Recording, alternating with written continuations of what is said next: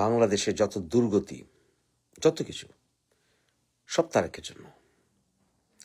আমি তারেককে অত্যন্ত অপছন্দ করি। এটা তো রকেট সায়েন্টিস্ট হওয়ার প্রয়োজন নেই বোঝার জন্য। অনেকে বলে আপনার প্রিয় দল বিএনপি, আপনি জিয়াউর রহমানকে এত ভালোবাসেন, এই পরিবার তো আপনার আত্মীয় বটে, আপনি এত অপছন্দ করেন কেন তারেককে? সে তো আপনার বাল্যকালের সহপাঠী ছিল। এর জন্যই তো আরো বেশি অপছন্দ করি। সব দোষ তারেকের। শহীদ রাষ্ট্রপতি জিয়াউর রহমানের ইজ্জত গেছে তারেকের জন্য, খালেদা জিয়ার ইজ্জত গেছে এই তারেকের জন্য। শেখ হাসিনা বিএনপির উপর এত ক্ষেপেছিলেন এই তারেকের জন্যই। খালেদা জিয়াকে উনি খোঁচা দিতেন শেখ হাসিনা এই তারেকের জন্যই। সুষ্ঠু নির্বাচন দিলে এই তারেক ক্ষমতা এসে আওয়ামী লীগকে নিশ্চিহ্ন করতে পারে আবার, এই চিন্তাটা সবার মাথায় ছিল এবং এই জন্যই নির্বাচন দিতে আওয়ামী লীগ চিন্তা করত। এই তারেকের জন্য, এই তারেকের জন্য হাওয়া সৃষ্টি হয়েছে। এই তারেকের জন্য ডান্ডি ডাইং এবং গিয়াসউদ্দিন আল মামুনের মতো মাফিয়া রাজত্ব তৈরি হয়েছে। এই তারেকের জন্যই যত কুকীর্তি। তারেক বিএনপিকে ডুবিয়েছে তো। তারেকের জন্যই তো খালেদা জিয়া এবং শেখ হাসিনার মধ্যে সম্পর্ক নষ্ট হয়ে গেছে। তারেকের জন্যই তো শহীদ রাষ্ট্রপতি জিয়াউর রহমানকে অপমান করার সুযোগ পেয়েছে মানুষ। কারণ একজন সৎ মানুষের সন্তান এরকম অসৎ হয় কিভাবে? কিভাবে হয়? এই খাম্বা রাজনীতি কিভাবে করে? ও তো ছিল প্রেসিডেন্টের ছেলে, প্রধানমন্ত্রীর ছেলে, ওর তো দরকার ছিল না এগুলো। ওর বাপের তো একটা সম্মান ছিল। ধ্বংস হয়েছে এই তারেকের জন্য।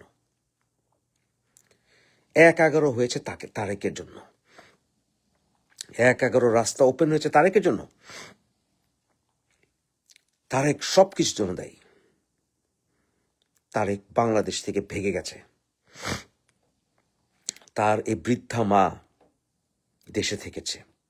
ওর মতো কুলাঙ্গার সন্তান হওয়ার কারণেই দেশে ফিরে আসতে পারেনি। কারণ এই কুলাঙ্গার সন্তান জানে ও ২১শে আগস্ট গ্রেনেড হামলার সাথে জড়িত, ও জানে, এবং এই জন্য এখন আসার সাহস পায় না। এই কুলাঙ্গার জানে ও 10টা অস্ত্র মামলার সাথে জড়িত, ও জানে এই কুলাঙ্গার সবকিছুর জন্য দায়ী। তারেক বাংলাদেশের সমস্ত পরিস্থিতির জন্য দায়ী। এরকম একটা কুলাঙ্গার বড় ভাই ছিল বলেই কোকো গাইডের অভাবে ড্রাগ অ্যাডিক্ট হয়ে গিয়েছিল। ওর পাশে এই বড় ভাই ছিল না। ওর কারণে বিএনপি আদর্শ শূন্য হয়েছে। ওর কারণে বিএনপি শুধু আন্দোলন করেছে নেতার মুক্তি চাই, দলের উপর আক্রমণ বন্ধ করো, এবং বিএনপি নেতৃত্ব শূন্য হয়ে সত্যিকার অর্থে জনগণের জন্য কোনো আন্দোলন করেনি, করতে পারেনি। বিএনপি কবে কোন আন্দোলন করেছিল? জনগণের জন্য। মিছিল বের করেছে শুধু নেতাদের মুক্তির জন্য আর ক্ষমতার জন্য। সুষ্ঠু নির্বাচন দাও, সুষ্ঠু নির্বাচন দাও। এই তারেকের জন্যই ছাত্রদল উচ্ছন্নে গিয়েছিল, দিশেহারা হয়েছে, আর ওখানে তারুণ্যের অহংকার নাম নিয়ে বসেছিল। এই তারেকের জন্য খালেদা জিয়া পুত্রের ব্যাপারে অন্ধ ছিল। এই তারেকের জন্য, এই তারেকের জন্যই বিএনপির নেতৃত্ব এত বছর সাফার করেছে। দলের কর্মীরা মরেছে, আহত হয়েছে, ঘরছাড়া হয়েছে, কারণ কোনো আদর্শিক নেতা বিএনপি পায়নি। বিএনপির শীর্ষস্থান জমিদারিত্বের মতো দখল করে বসে আছে এই তারেক। সকল দোষ তারেকের জন্য। বিএনপি তো ব্যক্তির চেয়ে দল বড়, দলের চাইতে দেশ বড় রাজনীতি করার কথা, কিন্তু বিএনপি আজ দেশের চাইতে দল বড়, দলের চাইতে নেতা বড় আন্দোলনে এবং রাজনীতিতে নিযুক্ত। কেন? এই তারেকের জন্য, এই তারেককে ক্ষমতা আনার জন্য। ঠিক না? বিদেশে বসে বসে আয়াত নাজিল করে, ডিস্টেন্স, সোশ্যাল মিডিয়া নেতৃত্ব দেয়।